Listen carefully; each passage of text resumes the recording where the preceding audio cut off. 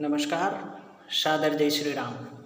माँ सरस्वती के चरणों में प्रणाम करता हूँ और कला साहित्य और संस्कृति इस व्हाट्सएप समूह के आज के जो काव्य गोष्ठी के नियंत्रक हैं उनको प्रणाम करता हूँ। जो मेरे साथ में आज काव्य पाठ करेंगे उनको भी प्रणाम, जो श्रोता हैं उनको नमन और जो लिफाफा वितरित करेंगे उनको विशेष नमन करता हूँ। और माँ सरस्वती के एक छंद से अपना काव्य पाठ आरंभ करता हूँ, श्रवण कीजिए।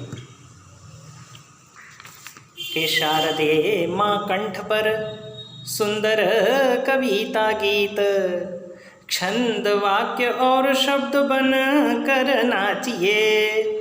जैसे कालिंदी के मध्य कालिय पे नाचे कृष्ण, वैसे वागते भी मेरे उर पर नाचिए।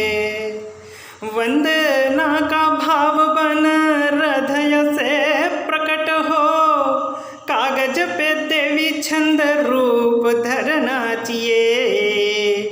विनती के संगीत पे पद कृपा घुंघरू से, छन छन छमक छमक कर नाचिए। छन छन छमक छमक कर नाचिए। माँ सरस्वती को प्रणाम करने के पश्चात अभी जो संकट विश्व पर चल रहा है उस संबंध में मेरे इष्ट भगवान श्री कृष्ण है, उनसे प्रार्थना की है। वो एक छंद सुना देता हूँ। दो छंद कहे हैं परंतु एक छंद सुना देता हूँ, श्रवण कीजिए। के छीना चेन चाइना का बाटी मौत ब्रिटेन में, अमेरिका जैसे को भी अधमरा किया है। इटली की ईंटें हिली, फ्रांस को भी फांस लगी, स्पेन ने भी कोरोना का खूब विष पिया है। रूस में भी घुस गया ब्राजील में बैठा रोग, रोग ने भारत में भी पांव जमा लिया है। कृष्णचंद कुछ तो उपाय करो, कोरोना ने मानवों को मृत्यु के बिना ही मार दिया है। मानवों को मृत्यु के बिना ही मार दिया है। 23 जून, अभी 5 दिन पूर्व 23 जून के दिन भगवान जगन्नाथ की रथ यात्रा हुई। ये जगन्नाथ श्री कृष्ण ही हैं, तो मेरे इष्ट ही हैं। तो एक छंद उन पर पढ़ता हूँ, सुनिएगा। कि चंदन धरे हैं भाल, चारु नयन विशाल, कंठ वे जयंती माल, तन वर्ण श्याम है। तुल्य कोटि मनमथ, पूर्ण भक्त मनोरथ, विराजित चारु रथ, करुणा के धाम है।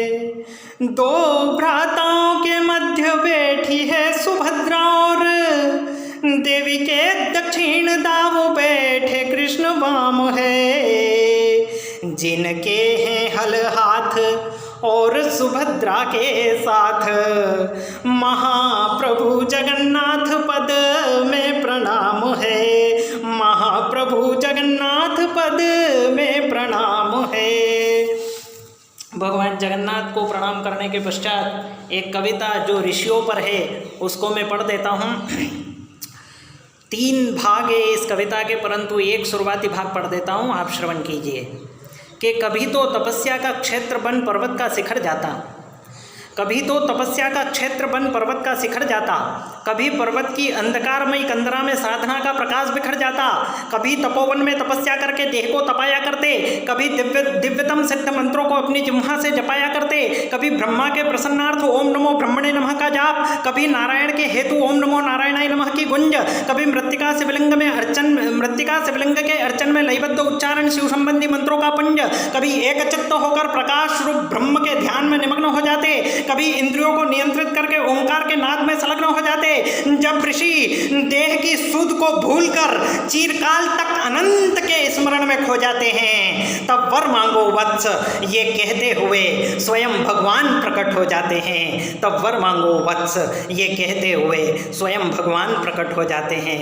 तो जो भगवान प्रकट हो जाते हैं, भगवान को प्रकट कर लेते हैं, ऐसे ऋषियों को प्रणाम करता हूँ। और आज आपने पटल पर मुझे काव्य पाठ का अवसर प्रदान किया, इसके लिए आपका हृदय की गहनतम अवस्था से बहुत बहुत धन्यवाद।